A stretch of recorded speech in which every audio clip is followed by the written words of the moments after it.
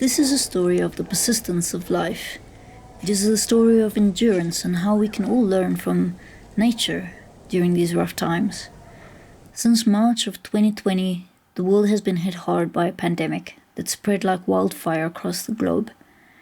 There are very few human souls unaffected by this event.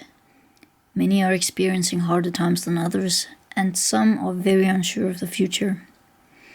It's times like these that I take inspiration from the least likely of sources, a peach tree.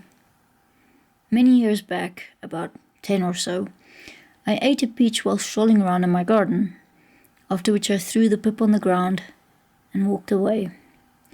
Little did I know that I inadvertently created life and how that life would inspire me many, many years later. This little pip germinated in a small patch of soil on the edge of a little carrot bed I was growing. I saw the little sapling, and thinking it was a weed, I nearly pulled it. Then I noticed it was coming from a peach pip. I left it to grow there. Once the carrots were done, I cleared the bed and transplanted the sapling in the middle. There it stood, alone for many years. The soil was shallow, poor quality, and much building rubble was lying not too far below the surface. Yet it hung on to life, barely creating a few leaves every spring. It faced a couple of years of drought, with little watering, yet it fought to stay with whatever it had. One autumn, an ember from a little fire that we started to clear a pile of leaves and branches a couple of meters away from the tree jumped to the surrounding vegetation and some reeds that were growing nearby. The little 5 to 7 year old tree, standing about 60 centimeters high with dry leaves, caught fire, and it scorched the one half completely from top to bottom. It had no leaves left afterwards. We did manage to get the fire under control.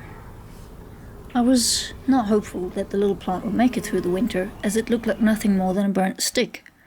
Somehow it did, and for the next couple of years there it stood, getting a bit bigger and getting a few more leaves every year. We did some clearing of old trees in the garden, which cleared up a nice space. It dawned on me that one spot would be perfect for this little tree.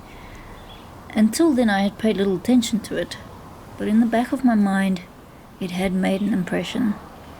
Its sheer persistence and endurance through terrible circumstances earned it the right to a fertile spot in the garden where it could flourish. We transplanted the little tree, standing at about a meter tall, with 3 scrawny little stems, into the spot, and boy did it start to grow. Like the fires that once consumed it, it consumed the space around it and grew bigger, stronger, and taller. For the last 2 years, it started to fruit with small peaches. They did not quite reach maturity, but I suspect it won't be long before it produces a crop worth harvesting. This is what nature has to teach us. Never give up.